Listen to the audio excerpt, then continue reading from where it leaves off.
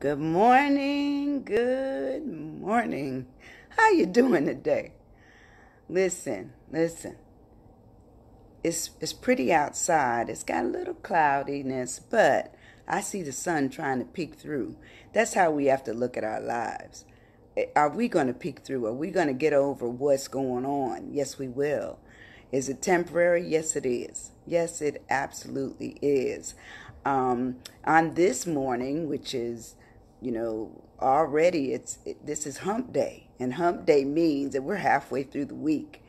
And I don't know what your plans are for the weekend. By it being pandemic, I don't have many plans. I will be in my house, minding my own business, and maybe just enjoying quiet, enjoying some peace. But today I do want to talk about plain, making it plain. And sometimes we don't always speak on just being plain. We want to add flourish to it and add a lot of what I would call embellishment, but we don't need to. Sometimes if we stay really low and we remain just really plain, people can understand us. We get our point across. We're well received. It's well received. But sometimes if we add too much, or we misstep, meaning we misfire, we don't give the right information, all those things could be troublesome to us. And so we really want to talk about, well, what is plain? What is it to be plain? But I'm going to start off by asking you, are you stuck? Yes, we are all stuck. We're going to get stuck. We're going to stay stuck. Periodically, it's going to be whatever. It could be finances, could be romance, it could be, circumstance, whatever it is, we do get stuck. That's the way life is. Every day we have a new issue. Good morning, T. A new issue to handle. And so with our new issue, we have to address what the issue is. And we have to address it in such a way that if it comes again, we know how to handle it. And sometimes, you can get what I call a curveball, meaning it looks like it's coming that way, but it takes a turn at the end and something else is added on top of it. But if we already worked out what we knew was doable on the first time it came, then that puts us ahead. That puts us on the side of good, on the side of making a way forward. But if we never addressed it properly the first time, then it becomes an issue for us, and so we have to deal with the issue.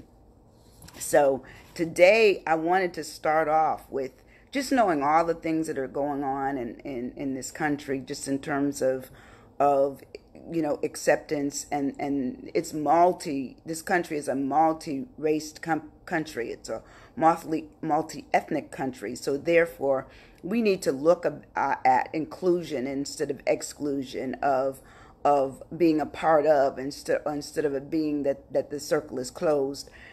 Everybody has always been supposedly welcome in America, and a lot of people have come here and done well. But a lot have taken what I call a lot of strife to even make it to what I would call middle class. And I remember one time writing a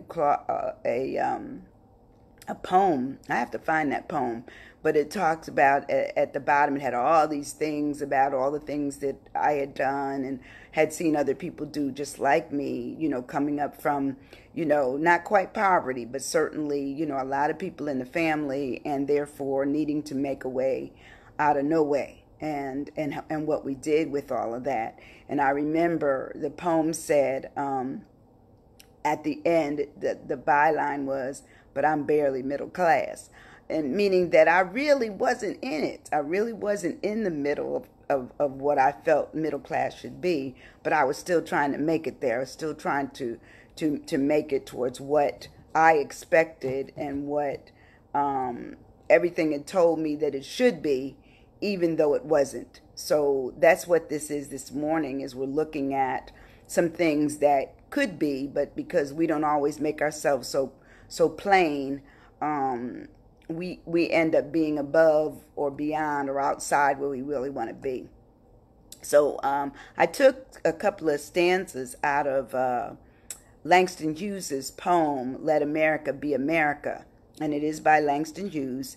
And it was written in 1936. And it was written It was first published in the Esquire magazine, and yes, it was criticizing the life in America for some people. And for him, he is black, so it was people of color. But other people have experienced the same thing. As you can see right now, there's a lot of that going on. But it says basically the poem, talks about, the what's going on in America and the fact that people still strive for the dream. They still strive to be understood. Good morning, Polly. They still strive to make it where they really say eventually the dream eventually will come, and it will not just be a dream, but it will be an idea that you dreamt that became reality. And so, you're really talking about, wow, how do we get there? How do we get there? We're not even sure, because we do our best every day. We get up, we have some things to accomplish, we get them done, but it doesn't mean that life will be fair. It does not mean that at all. So I just took the last two stanzas of the poem, which really speaks of just being plain. And it says, oh yes, I say it plain. America never was America to me, and yet I swear this oath, America will be. Out of the rack and ruin of our gangster death, the rape not rot of graft, and stealth and lies, we the people must redeem. The land, the mines, the plants, the rivers, the mountains, and the endless plain, all the stretch of these great green states, and make America again. So basically, even there, that's giving you substance that this has been experienced before. We've been down this road before as people. It's been exposed. It wasn't just recently exposed. It's just exposed probably more realistically to those of us who didn't live in 1936 and experience it then, because I'm quite sure that Langston Hughes thought something was going to happen with, not just with the poem, but with the whole, Harlem Renaissance, that there was something going on. But as you can see, here we are, here we are, 2020, and we're still dealing with some issues in this country for black and brown people. But I love the fact that others have joined, that are not black and brown, that others have joined the cause and the understanding, where the younger generation is helping the older generation get the idea that they see it, they understand it, they acknowledge it. And so in our plane this morning, talking about plane, we just want to do that. We want to be clear on what it is that we want, what our ideals are, and what our needs are. And sometimes we're not always sure. Even in personal relationships, we kind of get twisted around. We get mixed up on what it is we should be looking for. And we don't go for what we really don't go for what we get. We just take it. And what I'm saying to you is, when you speak plainly about what it is you want, you're more apt to get what not only you want, you need, and basically you're looking for, So anyway, we talk about plain, and I will put on my glasses. And it says plain, and that's Plain, plain. It said it's not decorated or elaborate. It's simple or ordinary character. It's undecorated, it's basic, it's unembellished, it's modest. It talks about it being unornamented. Okay, it sometimes can be homely, or it's homespun. It's simple, it's ordinary. It says it's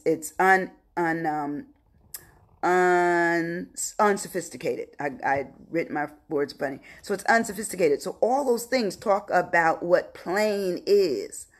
To me, I always thought when something was plain, there wasn't anything that needed to be added to it.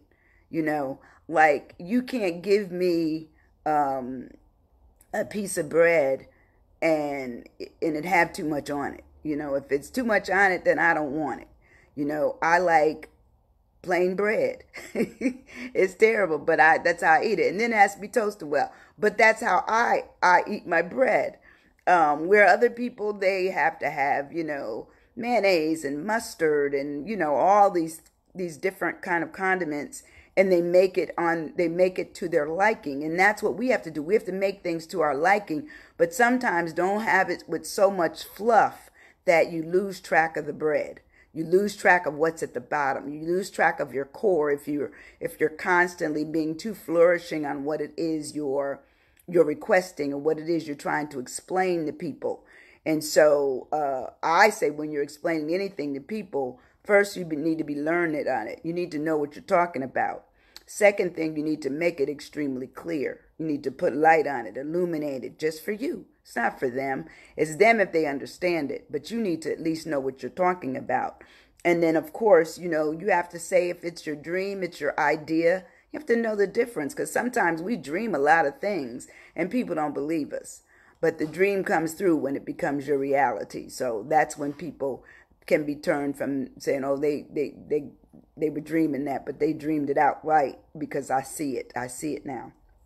So anyway, when we break down the word of plain, we start with the P being of pure. And I kept thinking last night when I was putting this session together. I said pure. Usually when something is pure, there's nothing else in it. It's down to what I would call the simplified, the basic. It says it's not mixed or adulterated with any other substance or material, meaning it's just plain. It said it's unmixed. Good morning, Deborah. It's unmixed. It's uncontaminated. It's sterling. It's solid. It's refined. It's clear. It's straight. It says it's flawless. It's perfect. It's genuine. It's authentic. It's real. It's actual. It's bona fide, and it's true. All those things make our plain pure. When we're just trying to get our information out there, just trying to get it out of who we are, what we're all about, that's our plain. If it's pure and we're not adding anything to it, because you've heard stories from people and they're so embellished, you said that couldn't have happened. Come on now. But then if it's not your story, all you do is walk away, scratch your head saying, okay, that's their story, not my story, not anything that I'm interested in. So you also have to understand who owns it. If you don't own it, it's not a big deal. The L of plain is to learn. And it says to gain and acquire knowledge or skill at something, in something, to study, to have experience in, or being taught. And the reason I took learn for plain is because I feel that you need to be prepared for some conversations. You need to be prepared for what people may ask you if you open a conversation.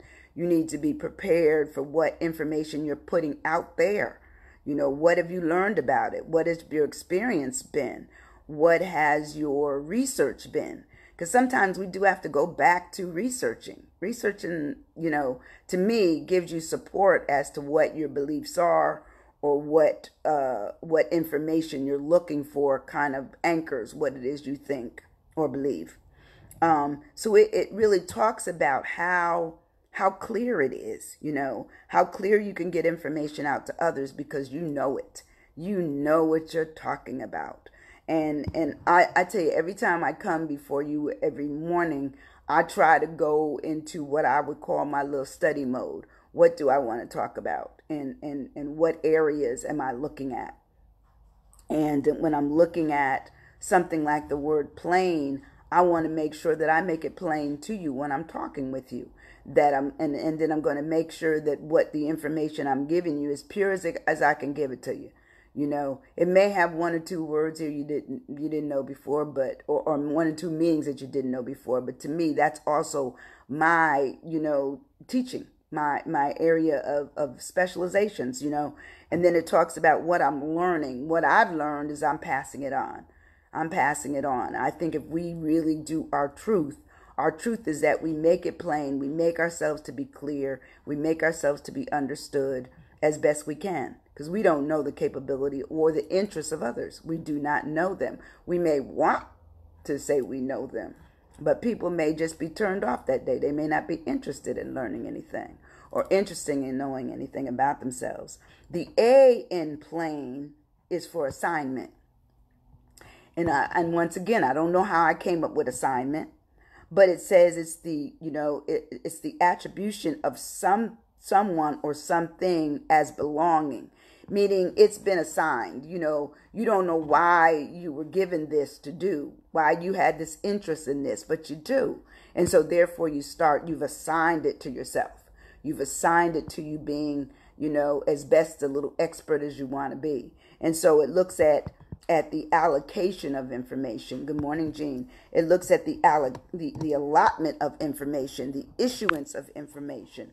It looks at the administration of what it is you've been given to be over or to be looked after or to be giving information on that you're going to make plain. It talks about the earmarking. It talks about the apportation and the distribution, the parceling out and the dishing out of all this is information. All information, all having to do, good morning, Christina, all having to do with providing information to others who may need to know or you want to know. Because sometimes people don't know what they need to know until you tell them. And sometimes they can come back to you and say, wow, I didn't know that. They can give you what I call a voice of sympathy, a voice of understanding, a voice of encouragement, just by you letting them know. But you have to be prepared for it. So you have to have assigned yourself that thing, that very, very thing. You have to say, I assign it. I've assigned it. That's right. That's right, Jean. Making it plain. Making it plain is so important. And it says that the I of plain is ideate. And to ideate is to form an idol of, imagine, or to conceive. It's to form ideas, to think, to imagine, to conceive. So really, we all have this ability to dream, ability to grow within our minds as to what it is that we want. But sometimes we can't always make it from head to heart to paper or from head to heart to conversation. We don't know how to always do that because we can love something, we can believe in something, but we are not always as good as we'd like to be on being able to explain it and making it plain so that others can understand or others can join us. So that is that for that may be something that we just hold as something that is an ideation. We believe it to be true. Now, we don't want anybody who has, because I know you probably heard this word where they talk about suicidal ideation. That's when a person is planning in their head to leave this world. That's so totally different. We're not talking anything about that. We're talking about the ideation that really talks about going forward. What is it that you really want to do? What have you dreamed about? What are these ideas, promoting in your mind, in your heart, and then in your ability, that you're going to be busy and get to doing it. Don't know, but that's what it talks about. The N in plain is need. I just said I don't want to go too far up. I want to come back down to need. And yes, it says I like them from head, heart to head paper. That's right. Head, heart to paper. That's right. We sometimes never get there, Deborah. We never get to putting anything down. We never write. And that's why I always keep trying to tell people, if you can write something every day, I tell you I have my journals that I just keep by me. I keep them because something during the course of a day is going to trigger me to a thought. And the thoughts will scurry away. So you have to grab those thoughts while you can, while you're in the mood, in the thought process of writing something down. Write it down. So the need talks about to require something because it is essential or very important, or it's an expressing of a necessity or an obligation. That's what our needs are. That's what we all have need. All of us. We have need for love. We have need for care, for kindness, for understanding, for appreciation. All of us have those needs, but we don't always, what I call, settle in them. We don't. We settle for what we get and act as if it's enough. But the need still remains. The need still remains. We still have that need for love and kindness and appreciation. Now, I can tell all of you, even if I don't know you well, I still love you. Even if I can't do much for you now. If you need me, I'll try to do it. I'll try to help you out. As long as it's not asking me for no money, we can do that. I don't have any money. But certainly I can try to give you some of my time. I can try to help you in some of your efforts, and I've done that all my life. So that's a need that my parents kind of fostered in all of us, where our need is to help others in need. And so therefore we use need appropriately. But need talks about your want. It talks about your requirements. It talks about your demands, your desires, your essentials, and sometimes your mandatory. And sometimes we don't mandate anybody to do anything, but they can mandate us. So sometimes you also have to reposition yourself to understand that your needs are your needs. Good morning, Janice. That your needs are your needs, and you need to make sure you get it plain. You get that information plainly delivered to the people who may be having trouble delivering your needs, especially if you're there in what I call an important role. As a mother, as a wife, excuse me, as a husband, as a friend. Sometimes people, because they never hear from you, they assume that you're all right with whatever your treatment is by them, whatever it is, because you never say anything. So sometimes you have to make it plain. Go down to, I never gave you the reason to talk to me that way. I never, said that you could do that. I never, sometimes you have to go back down to I never, and then start out with what I will do. That's good topic, needing money. Yes, I may have to come up with needing money. Yes, indeed. But sometimes we have to really get into our needs and let people know them, but we have to be plain about it. And the needs, sorry, the dog, he done heard somebody. And our needs sometimes overshadow our ability to even talk about them.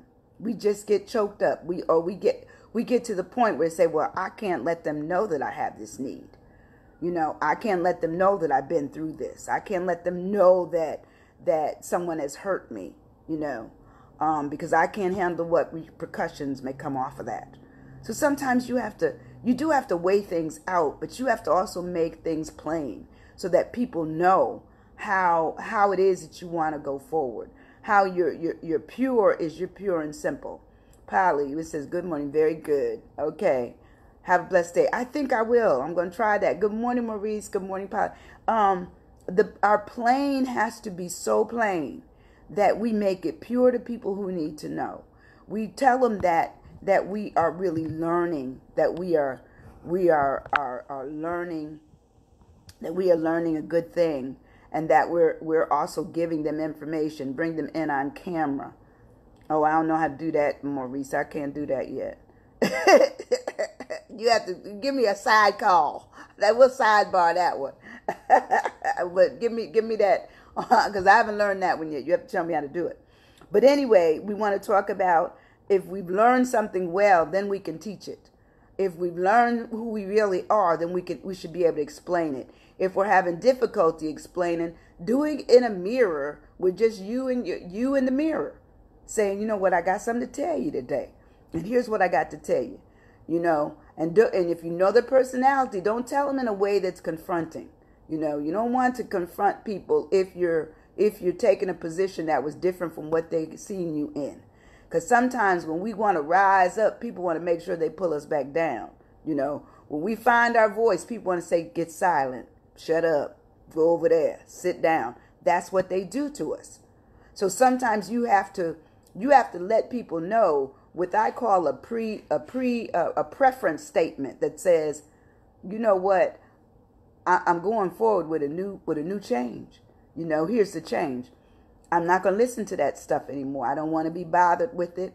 It really has what I call deterred me from where I should be. And I love you, or I like you, or you are my friend, or you are my mother, you are my sister, you are my brother, you are my child. But here's where I am right now. You're my employer. You're my employer. Because sometimes you do have to be plain and clear with your employers. You have to make sure that they know that you're not just going to keep doing someone else's work and being paid less money than the person's work you're doing. I'm just saying. Okay? So you have to make it clear as to who you are. Make it plain. Be pure. Let it be so clear that there's no misunderstanding. And then you have to be learned on the information you're giving them.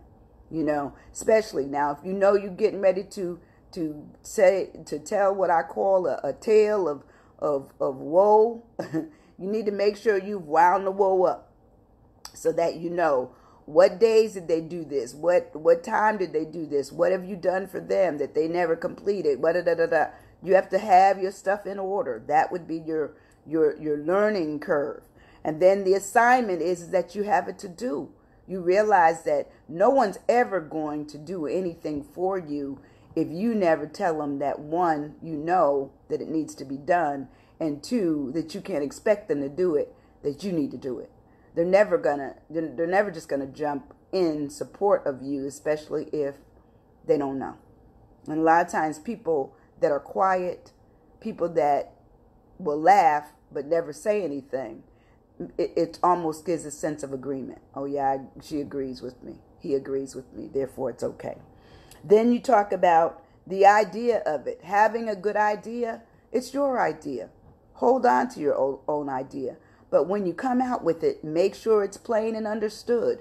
Make sure it's not someone else's idea that's been stolen. Make sure that it has some legs, some teeth, some forwardness to it. You know, but I say do it. I encourage people every day to live your life. Do what you need to do.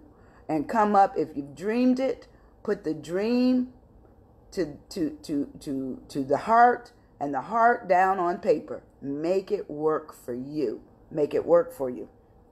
And the last thing, if you have a need, if you have a need and you never explain it, then nobody knows it. Nobody knows it. Make your needs known. Make your wishes known. You know, people will always treat you, they will treat you the way you've allowed yourself to be treated. There's nothing wrong with it, especially if it's good treatment, but sometimes the treatment isn't good. It's not good, you know. And if you never say it, they just continue doing what they've always done to you because you've allowed it to happen. But anyway, that's my areas for today on plain. So I have a few questions. Hope you have some pen and paper.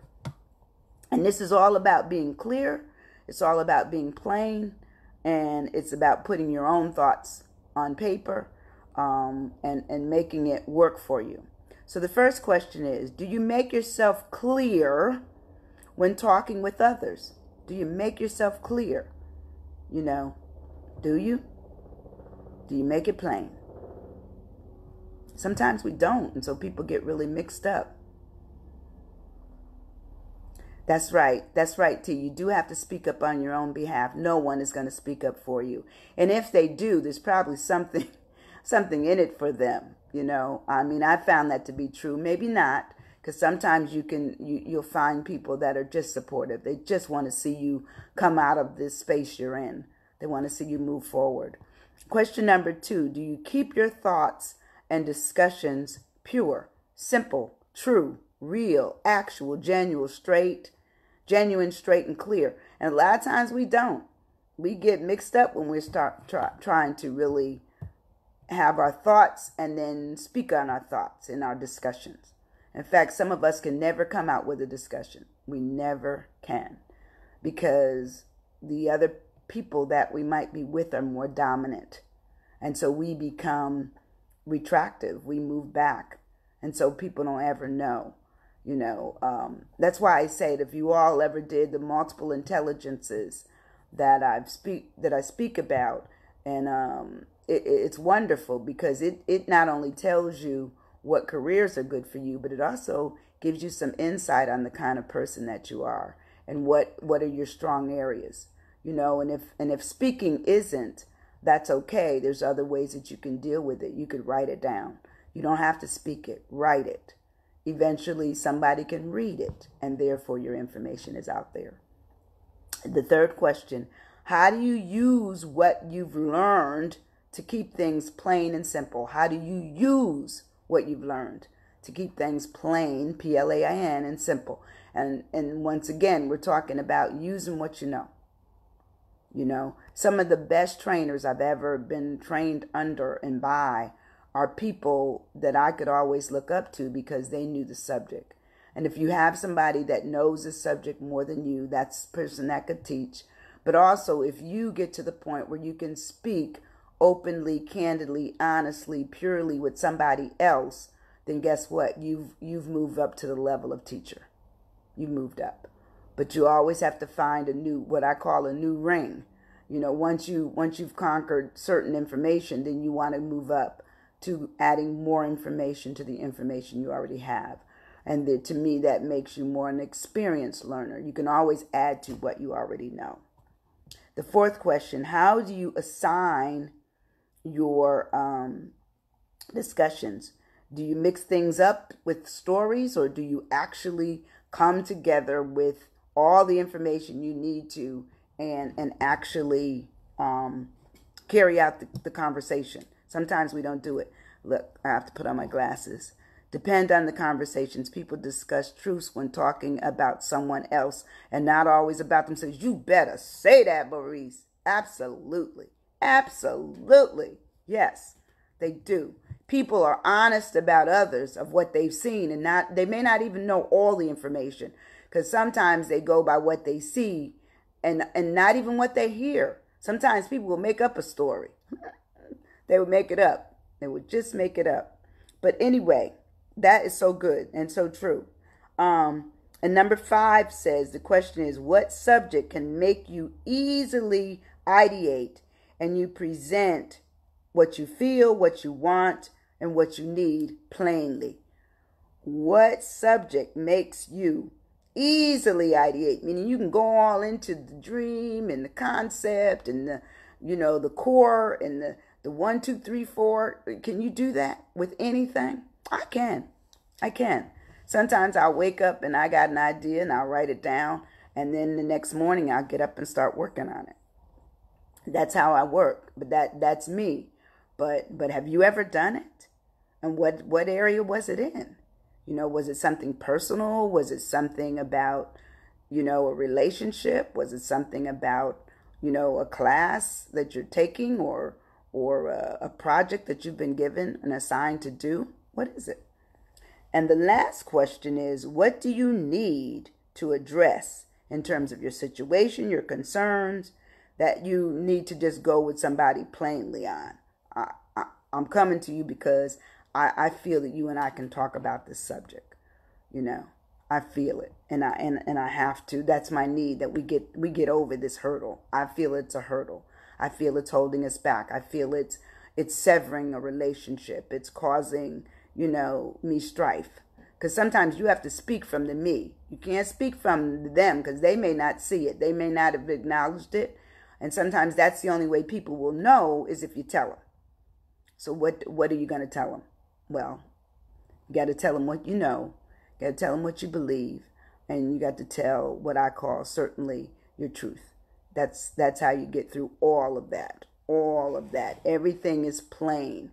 When things are plain, they're simplified. When things are plain, they're easily understood. And sometimes if you're talking to somebody and you don't understand them, well, the onus is on you to say, hey, look, can you break that down a little bit more? Can you tell me more about that? And what's that mean? And ask questions. Ask questions. Because sometimes we don't have enough information to make a sound decision. That's like I've called there's like an elevator speech when you're selling somebody something, and sometimes it has to be so dynamic and done within 20, 30 seconds that before you know it, you say, wow, I'm going to tune in more on that. And where can I find out more information, and how much does it cost? And before you know it, you've signed up. So to me, that person, they may have been plain, but there was also a trick to it. Sometimes you do get a curve with some things being so simple. So that's when the onus is on you to ask questions. What should I do? When should I do it? Does it work for me? And a lot of times we don't come back to ourselves. We stay with the other person. Yes, truth. Yes, absolutely truth. We have to be aware of what it is we've committed to, what it is that we're discussing, what it is that people are saying. And then, just like it says the Bible, you should know it for yourself. You should interpret what people are saying for yourself. Go back and look things up. Say, look, I have to get back to you on that. Can't commit today. Can't commit today. And like, I don't know, all of you who are on Facebook know all day long we are inundated with all kinds of advertisement.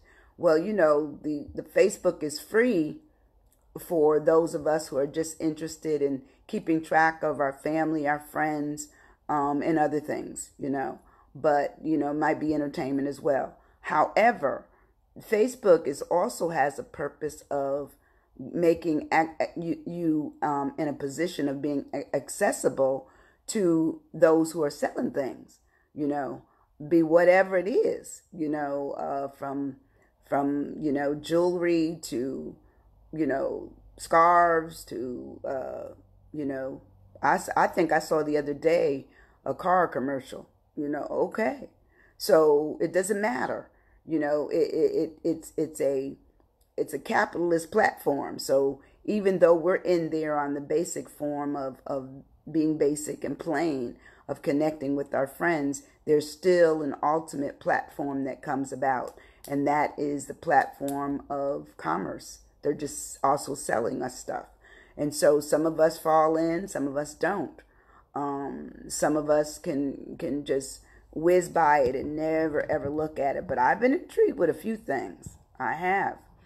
But then you also have to worry about getting scammed, because it also doesn't, you know, I guess it doesn't endorse, Facebook doesn't endorse companies. They just let them in to sell stuff.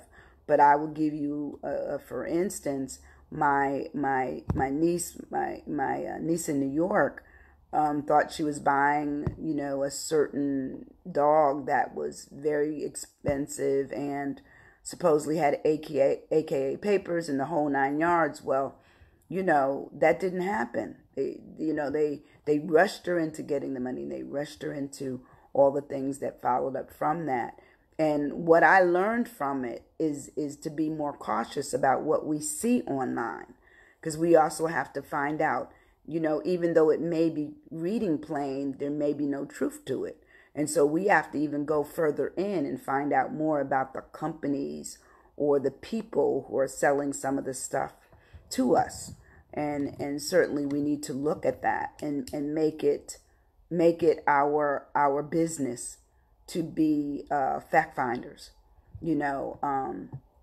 And even for my niece, I'm quite sure she's learned from it, just to know that folks just do stuff. You know, not everybody's honest. Not everybody tells the truth. Not everybody is interested in anything but what you can do for them. So a lot of times it's money. Sometimes it's other things. You know, I mean, stolen identity or property, whatever it is. You know, we just need to be cautious about our truth and our being plain. But plain also says that we need to be investigators of what the information is that we're going to release, and who it's going to, and why do they need it. That would all be under the heading of, you know what, my pure says I need to find out more about this. I need to assign it to, you know, look up first, go do this, go do that, figure out, is this right? Is this a legitimate agency? Also contact the Better Business Bureau and find out if they've been, you know, flagged, you know, for being fraudulent. And the one thing I've found that a lot of the agencies do, they hide behind a website, and then the website has no contact information. So, you know, we just have to be leery. This is a world of, you know, I must do something that makes sense for me to go forward, because the world, I believe, does have evil folks in it. And we need to be on the side of taking care of ourselves from soup to nuts, and making it plain, making it understood, and being a part of what I call the future community, of thinking it through, understanding what you want, being firm and fixed on it, and being as real as possible. for yourself, for your family, for your community. You know, to me, it's very vital. But I want you to have a good day. I want you to speak plainly for what you want. Stay pure in the thoughts that you have about it. You know, look at all the things that certainly talk about what you've learned about the areas you want to discuss. Assign it some time to investigate. You know, make sure it's what you idly want. It's in your thought process. You've imagined it. You see yourself in it. You visualized it. Stay there. And then, of course, make it your need. If it is your need, let it be known. Let it be known. You have a wonderful day. I hope to see you again tomorrow at 9 a.m. Central Daylight Time. I think we're going to be coming to the end of that soon. Certainly journal as much as you can. I put these all on my Facebook. It is on my Facebook page, but also on my YouTube page, which is Sandra L. Winborn, PhD. There's every single video that I've done, and I think this might be the 52nd or 53rd video. So I'm dedicated on getting it done. I've made it plain as I can every day. I love each of you for coming. I appreciate the fact that you certainly stopped by. And Lord knows, if you share it, woo, I may have a dance party up here in the room. Okay? Thank you very much. See you later. Bye-bye.